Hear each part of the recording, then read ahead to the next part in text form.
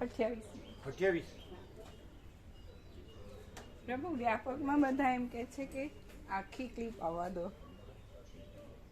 આખી ક્લિપ તો મોકલતા હોય છે ને. હા એટલે આખી એટલે પ્રભુ એમાં મોકલા છે ને અત્યારે મોકલાય છે ફરી ચાલુ કરીએ ના પણ પેલું બીજું રેકોર્ડિંગ છે ને એમાંથી આખી મોકલો છો ને. હા એટલે આ મારા ફોનમાં અત્યારે મોકલો ને 2 ભાગ 3 ભાગ વાંધો ને. શું કે છે ગોવા પ્રભુ? બોર્ડ આવ્યા છે 4 કે 5 નહીં પેલા જે જય પ્રભુ વાળા અને પછી નીચે નાનજી દાદાનું કલ્યાણ ધામ એ રીતે 4 બનાવ્યા છે અને બીજા 3 બનાવ્યા છે એટલે આ જે લાગેલા છે એના પર એ સ્ટીકર લાગી જશે એટલે પૂછતા હતા મેં 4 ક્યાં લગાવવા છે બે ચાર બાળકોને કીધું તું પ્રભુ કે જય પ્રભુ લખેલું હોય તો ખ્યાલ આવે તો બારોબાર જતા રહેતા હોય નીચે જય પ્રભુ લગાવવાનું બનાવડાય ના ના ઉપર બનાવી દીધા ઉપર મોટા અક્ષરે જય પ્રભુ અને નીચે પછી નાનજી દાદા રોડ ઉપર જે બોર્ડ મારે ને પેલું સાઇન બોર્ડ ત્યાં જય પ્રભુ ઉપર ફરીથી લગાવવાનું ખબર પડી રોડ ઉપર આવતા જતા ત્યારે ખ્યાલ પડે પણ નાનજી દાદાનું કલ્યાણ ધામ તો લખેલું જ છે. જય પ્રભુ લખ્યું હોય તો સારો ખ્યાલ આવે. બીજા 4 નવા લગાવવાના પછી તો તમને જ્યાં સર્વાંતરમની પ્રેરણા થઈ છે લગાડવાનું. એટલે અહીં વળવાનું હોય પણ નાનજી દાદાનું કલ્યાણ ધામ તો લખેલું જ છે ને. પણ નાનજી દાદાનું કલ્યાણ ધામ તો લખેલું જ છે. આગળ એના વયા જાય. અને હવે તો બધાને ખબર છે ભગવાનના વ્યાપક વાર્ષિકોત્સવમાં બધા આવી ગયા અને બધા આવે જાય છે આવે ને જાય છે તત્વબોધમાં. એટલે બધાને ખબર જ છે. આ જય પ્રભુનો બોર્ડ બનાવવાનું કોણે કીધું? જય પ્રભુનું સ્ટીકર સીધું એક મારશે. સ્ટીકરમાં પ્રભુ એવું થયું હતું કે ત્યાં જે ખ્યાલ રોડ ઉપર છે ને એક બોર્ડ પડી ગયું હતું. અચ્છા સ્ટીકર ફેલ થઈ ગયા હતા અને બીજા 2 સ્ટીકર ખૂટી ગયા હતા એટલે એ નવા બનાવીને એમાં લગાવી દઈએ વળી દીધું અને બીજા 4 બોર્ડ ઊંચા બનાવ્યા એટલે હાઈટ નીચે હતી ને એટલે દેખાતું નથી થોડી ઊંચી કરી. સારું. તમને જ્યાં સર્વાંતરમની પ્રેરણા થાય ત્યાં બરાબર. બાકી તો બધાને ખબર છે. તમે ક્યાં સાંભળ્યું કોઈ આગળ ગયું? ઘણા પ્રભુ અમર તો કહેતા આગળ જતા રહે પાછા આવ્યા. તો એને કહેવાય કે આગળ જ જવાનું છે, પાછા પડવાનું જ નથી.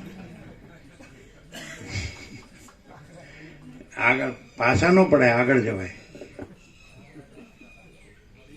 અહીંયા બોડી તો માથું હોય નમી ગઈ છે.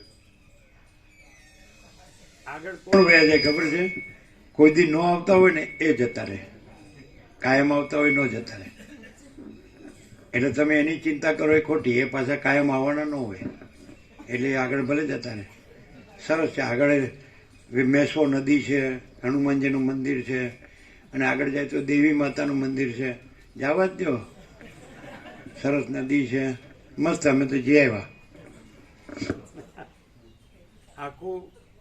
આખું બધું છે ને કુદરતનો ખોળો એટલે ભગવાનનું ઘર. આખું વ્યાપક, અનંત, ભરપૂર. કોઈ પ્રદૂષણ નથી, કોઈ દ્રશ્યનું કે મનનું કોઈ પ્રદૂષણ નથી. બધું કૈવલ્ય, પરમ નિર્મળતા, પરમ શીતળતા છે. આ રસ્તે વિચારો તમે એટલે આનંદ મંગળ જ છે એવું. આ તો આખી ધરતી માતા મહાતીર્થ છે એમ. અને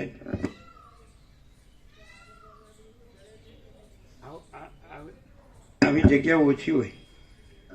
તમારા લોકોના ગામો છે એ ટાઉનની નજીક છે અને આ તો આમ કોઈ ટાઉન કે સિટી કે ગામ કે કુછ નહીં. કોઈ વાહન યંત્ર ધૂળ ધુમાડા કુછ નહીં. શુદ્ધ હવા ઉજાસ, શુદ્ધ અન્ન જળ અને કૈવલ્ય, પરમ નિર્મળતા, પરમ શીતળતા. બહુ મસ્ત.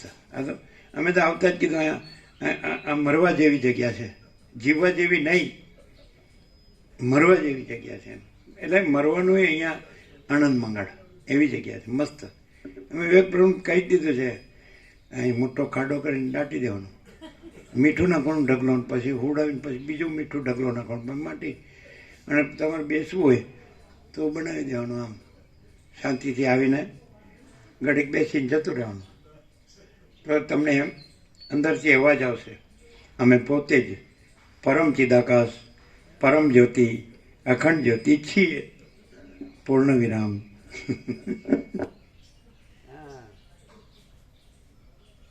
જ્યાં આજો કટકો લે છે પછી અમે પોતે કહે વિડીયો છે કે ભાઈ કો